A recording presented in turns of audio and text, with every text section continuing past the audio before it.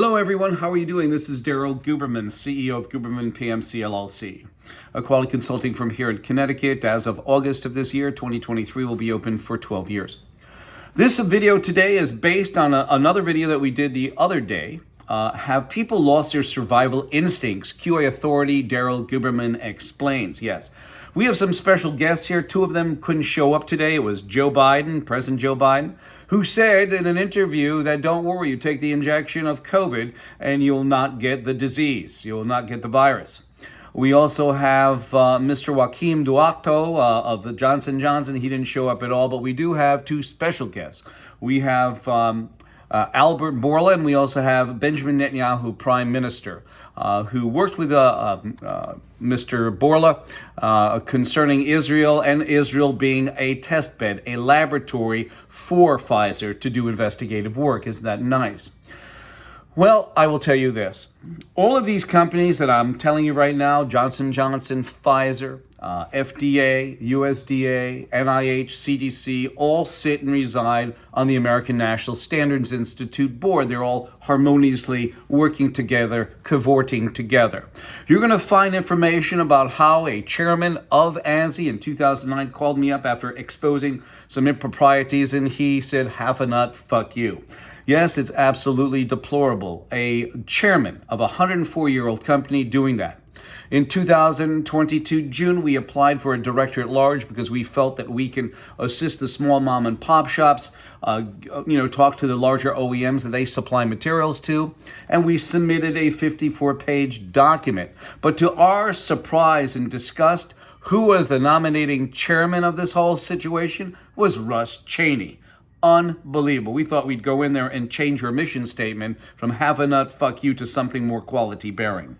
So today, this video is about, is our survival instinct failing us? QA authority, Daryl Guberman says yes. So the first person up is going to be Joe Biden, who said this, and you can't believe. You're okay. You're not gonna get COVID if you have these vaccinations. So you're okay. You're not gonna get COVID if you have these vaccinations. So How can we have faith in our federal government when our president doesn't even know what the hell he's talking about? That's number one. Number two is we're going to bring Benjamin Netanyahu in here. Benjamin Netanyahu, who is the Prime Minister of Israel, who used those people, used Israelis as guinea pigs and tests and lab rats. And the worst thing is many of those people in Israel have come from families that have gone through the Holocaust, dealing with Mengele, who used the Jewish people and others as lab rats. And now you have a Jewish leader, Prime Minister Netanyahu, use his own people to his own desert. Well, probably, I think not Johnson Johnson, but Pfizer probably gave him a, here, for your next election, I'm sure. And here it is. Detailed plans, but they are detailed in my book.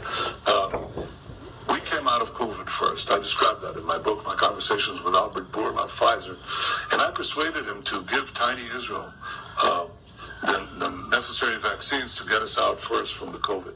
And the reason I could do that is because we have a database, 98%, a medical database, 98% of our population has digitized medical records and Blue Card. And anywhere you go in any hospital in Israel, north, south, doesn't make any difference. Boom, you punch it in, and you know everything about this patient for the last 20 years. I said, we'll use that to tell you whether these vaccines, what do they do to people, not individual people, not with their individual identities, but statistically, what does it do to people with meningitis? What does it do to people with high blood pressure? What is it?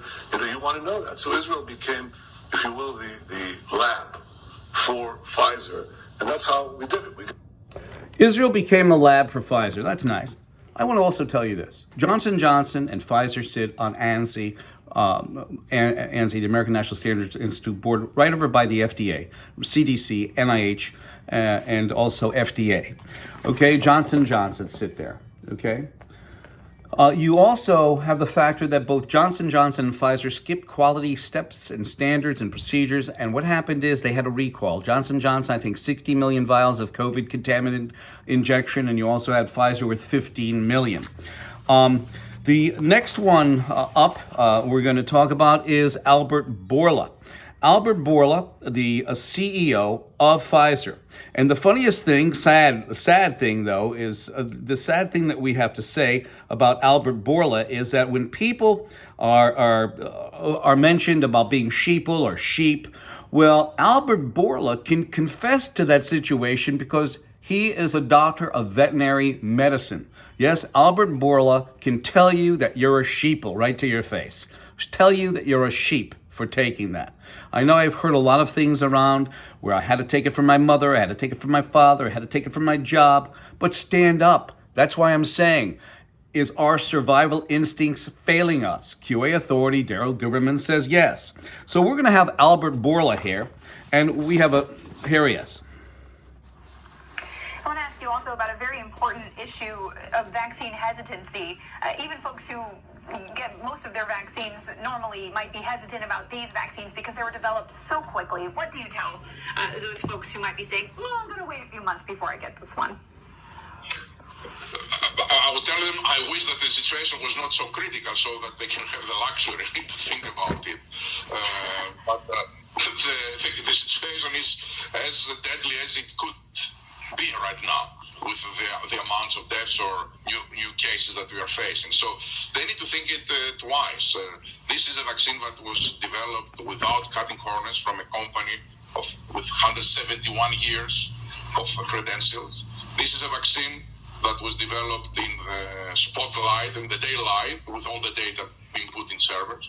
This is a vaccine that has been approved in the US by two separate governmental agencies, CDC and FDA, after listening to two separate independent scientific bodies. One is the FDA and the other is the ACIP for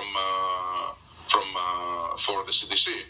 And this is a vaccine that is getting approved by all authorities in the world. So that should say something to them. And I repeat once more, the decision not to vaccinate will not affect only your health or your life. Unfortunately, it will affect the lives of others and likely the lives of the people you love the most, which are the people that usually you are in contact with. So I think trust science. Well, and a question for you. I've heard you have not yet had your shot. When do you plan to get it? The sooner I can, I will. The only sensitivity here, Meg, is that I don't want to have an example that I'm cutting the line. That I am 59 years old, in good health, I'm not working in the front line, so my type is not recommended to get vaccination now. So that's one consideration. On the other hand, our company ran a lot of polls to see what will take people to believe it. And one of the highest ranking, even higher than if Joe Biden takes it, even higher than if the other presidents take it, it is if the CEO of the company takes it. So with that in mind, I'm trying to find a way that I will get vaccinated despite if it is not my time, just to demonstrate the confidence of the company. But we have made a decision that if we have to do that, we will not do it with our executives. So none of the executives or board members will cut the line. They will take it as their age and the occupation type is a time for them to take. The next person we're going to have up, business owners, my fellow citizens, is Anthony Fauci. Anthony Fauci, who was questioned under deliberation with Senator Rand Paul, and Senator Rand Paul asked him about gain-of-function research. So here is Fauci. You can't take what's normally a decade-long process for developing a product and ensuring its safety and efficacy and compressing it into 6 to 9 months and not cut some corners. That's just absurd. We did not fund gain-of-function research to be conducted in the Wuhan Institute of Virology. The preponderance of evidence now points towards this coming from the lab, and what you've done is change the definition on your website to try to cover your ass, basically. Your own agency has rebuked them. We also now know that NIAID, the department associated with the National Institutes of Health, of which Dr. Anthony Fauci is in control, had already been conducting experiments with the Wuhan lab in the past in regard to coronavirus. Remdesivir, better early on because it's an antiviral. We did not fund gain-of-function research to be conducted in the Wuhan Institute of Virology.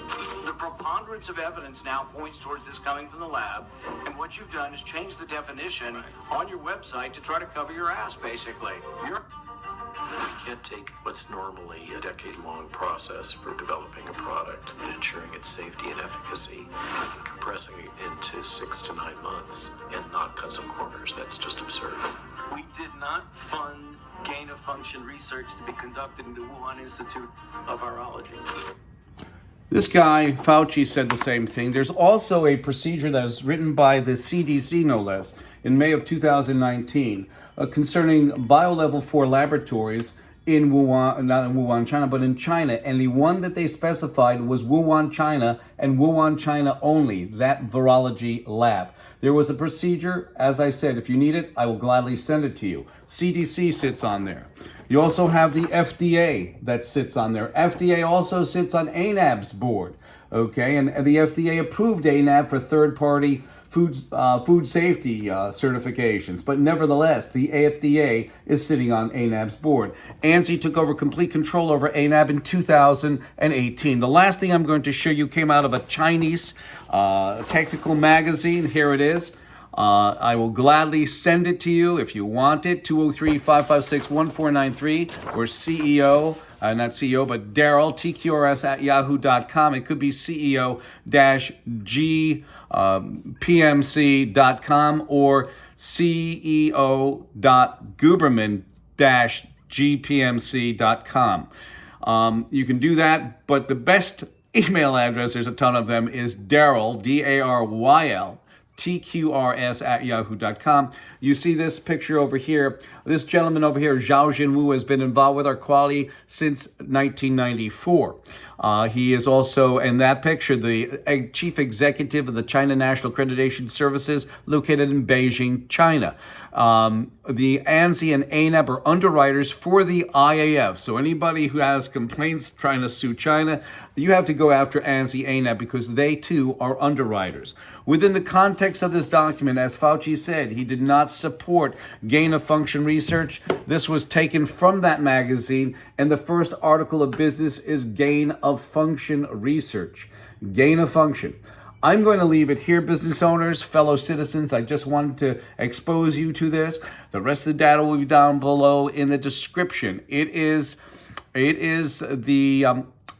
title is Our Survival Instinct Failing Us, QA.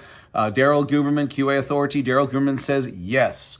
And I apologize for the little faux pas about the email address that you can get us on, without a doubt, because some of those are dead. Some of those will go into the file, and I very rarely look at them. It's usually we don't get mail in those. It's Daryl, Daryl, TQRS@yahoo.com. I thank you, and I look forward to hearing from you.